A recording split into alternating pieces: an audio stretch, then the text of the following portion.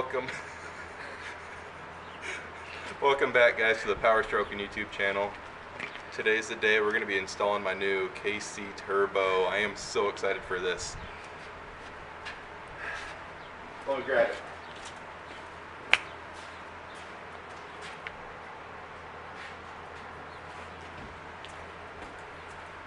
This bad boy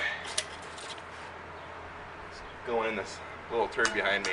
Anyways, we're gonna start off putting the turbo pedestal in since we got the exhaust back pressure valve delete. So we're gonna start off with that, then we're gonna throw the turbo in, probably catch up with you about every now and then and get this bad boy in. So stay tuned and enjoy. Alright, we're gonna throw in this new exhaust back pressure valve deleted pedestal in.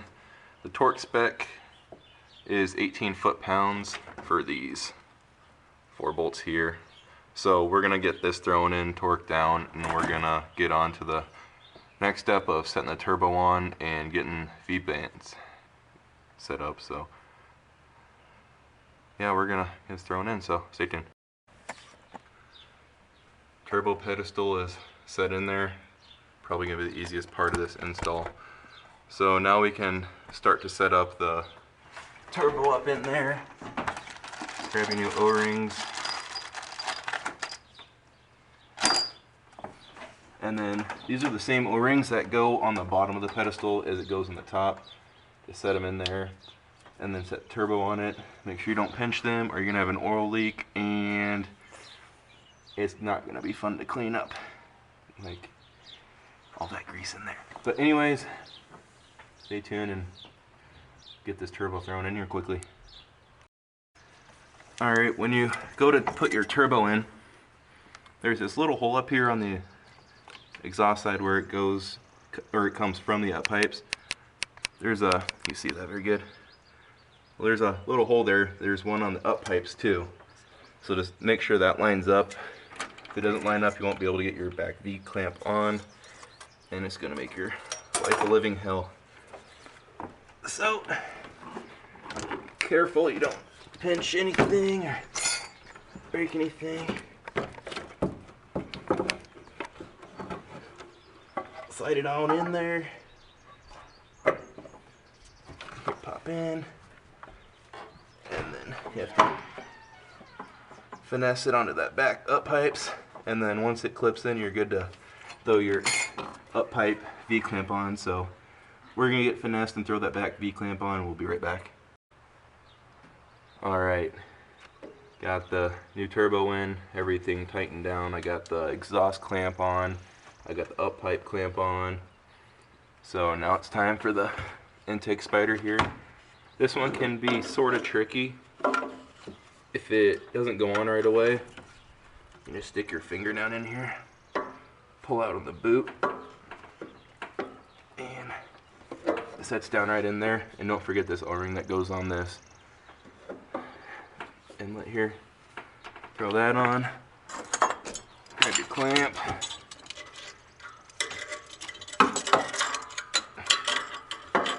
suck it around like so. And always do this clamp first before you tighten up the bottom, because if this isn't aligned correctly, this will be a major boost leak in the future.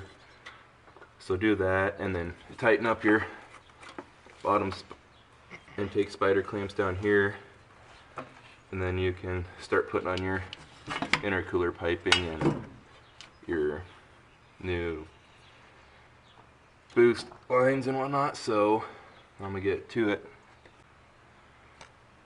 Alright, so I got all my clamps on and tightened.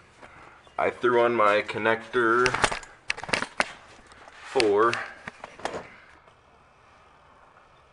boost reading there, and then for that connector down there, one of those, a map sensor, I don't know.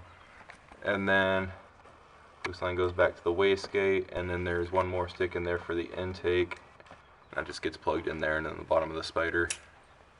So I'm going to throw my intercooler pipes now, just there and there, and then throw my intake that's sitting over there currently, and that's pretty much it for the install. So I'm gonna throw these on quick and do a little overview, so stay tuned and be right back. Intercooler piping is on. She's looking good. Now it's time for the intake right there, so let's throw her on and she's all done. So that'll be it for today's video, and next video is going to be test driving it and do a complete overview of the turbo, what I like, what I dislike, type of stuff.